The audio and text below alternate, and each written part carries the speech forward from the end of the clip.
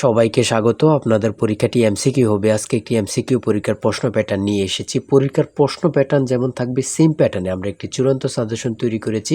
সাজেশনটি নিতে স্ক্রিনে দেওয়া হোয়াটসঅ্যাপ নাম্বার রয়েছে, ইমো নাম্বার রয়েছে। দুটো নাম্বারের মধ্যে যে কোনো একটি মেসেজ করে সাজেশনটি সংগ্রহ করুন। সাজেশনের মূল্য মাত্র 100 টাকা। আমি বলি স্ক্রিনে যে প্রশ্ন প্যাটার্নটি দেখতে পাচ্ছেন সেম প্যাটার্নে, অর্থাৎ পরীক্ষার প্রশ্ন প্যাটার্ন যেমন থাকবে ঠিক সেম প্যাটার্নে আপনাদের জন্য একটি শর্ট চূড়ান্ত সাজেশন তৈরি করা হয়েছে। এই সাজেশনটি নিতে দ্রুত স্ক্রিনে নাম্বারে হোয়াটসঅ্যাপ রয়েছে, ইমো নাম্বার রয়েছে, দুটোর মধ্যে যে কোনো একটি মেসেজ করে সাজেশনটি সংগ্রহ করুন। সাজেশনের মূল্য মাত্র 100 টাকা। বলি যেমন এখানে রয়েছে সবার উপরে মানুষ সত্য, তাহার উপরে নাই, এটি কার উক্তি? এখানে প্রশ্নটা দেয়া থাকবে, নিচে 4টা অপশন দেয়া থাকবে। ধরেন প্রথম অপশনটি সঠিক, চণ্ডীদাস, ঠিক আছে, তাহলে ক নাম্বার অপশনটা ভরাট করলে আপনারা একটি নাম্বার পেয়ে যাবেন। এমনভাবে ঠিক সেমভাবে পরীক্ষার প্রশ্ন প্যাটার্ন যেমন থাকবে সেম প্যাটার্নে আমরা একটি চূড়ান্ত সাজেশন তৈরি করেছি। আমাদের সাজেশনটি পড়ে শুধু পরীক্ষা দিতে গেলে আপনি উত্তীর্ণ হয়ে যাবেন। যারা চাকরির কারণে, কাজের কারণে, পড়ালেখায় একটু দুর্বল, অর্থাৎ পড়তে সময় পান না, অবশ্যই তারাই আমাদের সাজেশনটি সংগ্রহ করবেন। আমি বলে রাখি 100 টাকার বিনিময়ে হলো সাজেশনটি সংগ্রহ করে A to Z পড়ে যাবেন। একদম শর্ট সাজেশন, ইনশাল্লাহ আপনি পরীক্ষায় পাশ করবেন। আমি মূল কথায় চলে আসি। আজকে যে স্ক্রিনে প্রশ্ন প্যাটার্নটি দেখতে পাচ্ছেন এই প্যাটার্নটি সুন্দরভাবে সমাধান করে দেখিয়ে দিব, ঠিক আছে? কোন অধ্যায়, কোন কোন বিষয়, কোন কোন টপিক থেকে প্রশ্ন আসে আমি সকল কিছু দেখিয়ে দিব। সর্বপ্রথম রয়েছে সবার উপরে মানুষ সত্য, তাহার উপরে নাই, এটি কার উক্তি? সঠিক উত্তর হচ্ছে চণ্ডীদাসের, ঠিক আছে। তারপরে খ নম্বরে রয়েছে অনিন্দা শব্দের অর্থ কী? সঠিক উত্তর হচ্ছে নিখুঁত। তারপরে 3 নম্বরে রয়েছে সাগরকোনা বাংলাদেশের কোন এলাকার ভৌগোলিক নাম? খুবই গুরুত্বপূর্ণ, কত পরীক্ষায় যে আসছে সেটা আল্লাহ ছাড়া কেউ জানে না। হ্যাঁ, মুক্তিযুদ্ধ চলাকালে বাংলাদেশকে কয়টি সেক্টরে ভাগ করা হয়েছে? আমার মনে হয় 100টি পরীক্ষা যদি হয় এখানে 70 থেকে 80টি পরীক্ষায় এই প্রশ্নটি আসছে। হ্যাঁ, ভাষার ক্ষুদ্রতম একক কোনটি? মানে কি বলবো, কতটা গুরুত্বপূর্ণ যারা পরীক্ষা দেন শুধু তারাই জানেন। তাই বলি অবশ্যই আমাদের চ্যানেলটি সাবস্ক্রাইব ও পেজটি ফলো দিয়ে রাখবেন। কেন?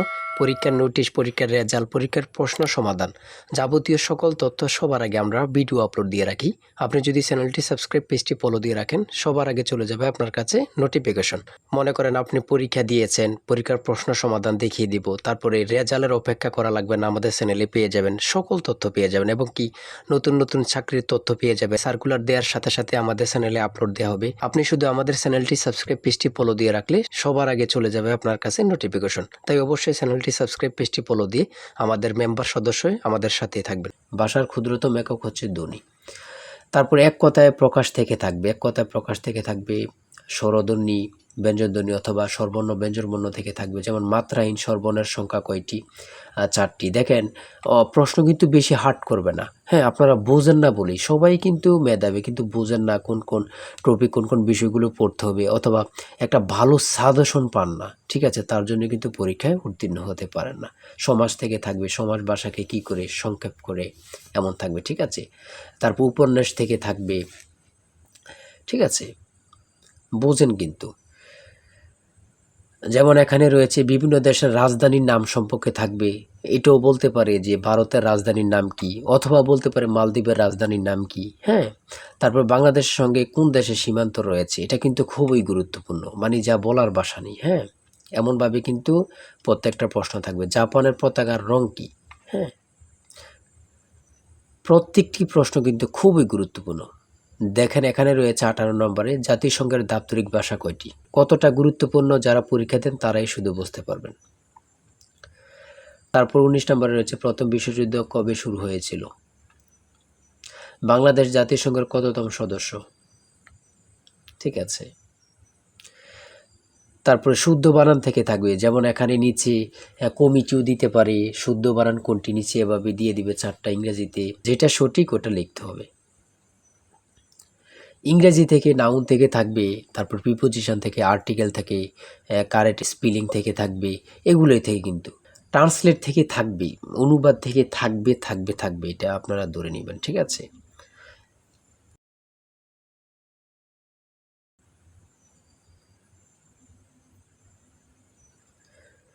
তারপরে এখানে 30 নম্বর রয়েছে which word is an adjective? সঠিক উত্তর হচ্ছে ক, অর্গানিক।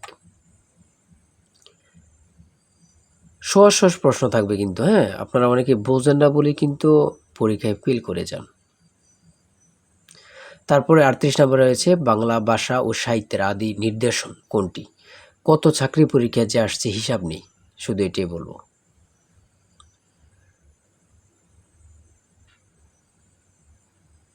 অঙ্ক থেকে থাকবে টাকায় 10টি করে কমলা কিনি, টাকায় 8টি করে কমলা বিক্রি করলে শতকরা কত লাভ হবে, এমন ধরনের অঙ্ক প্রত্যেক পরীক্ষায় আসে। 1 থেকে 50 পর্যন্ত কতটি মৌলিক সংখ্যা রয়েছে, খুবই গুরুত্বপূর্ণ।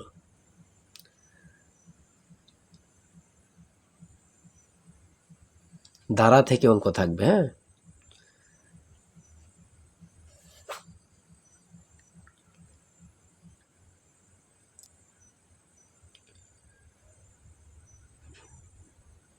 পিতা ও পুত্র অঙ্ক থেকে থাকবে,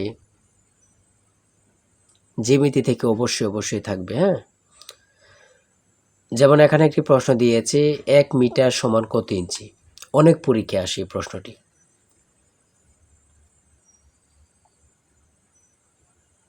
সর্বশেষে যে প্রশ্নটি রয়েছে মান নির্ণয় থেকে a plus b equal to 7 এবং a square plus b square equal to 25 হলে নিচের কোনটি a b এর মান হবে। ঠিক আছে, এখানে হচ্ছে 12, হ্যাঁ। এটা কিন্তু সহজ অঙ্ক, হ্যাঁ। আপনারা অনেকেই জানেন, অনেকেই জানেন না। তাই বলে রাখি এতটুকুই, এমসিকিউ পরীক্ষার প্রশ্ন প্যাটার্ন এতটুকুই কিন্তু, হ্যাঁ। আপনারা বুঝলে কিন্তু একদম ইজি। যারা এই পরীক্ষায় টিকতে চান আমি অবশ্যই বলি প্রত্যেকে আমাদের সাজেশনটি সংগ্রহ করেন, ইনশাল্লাহ আপনারা পরীক্ষায় পাস করবেন। আজকের ভিডিও এই পর্যন্তই। সবাই ভালো থাকবেন, সুস্থ থাকবেন। আল্লাহ হাফিজ।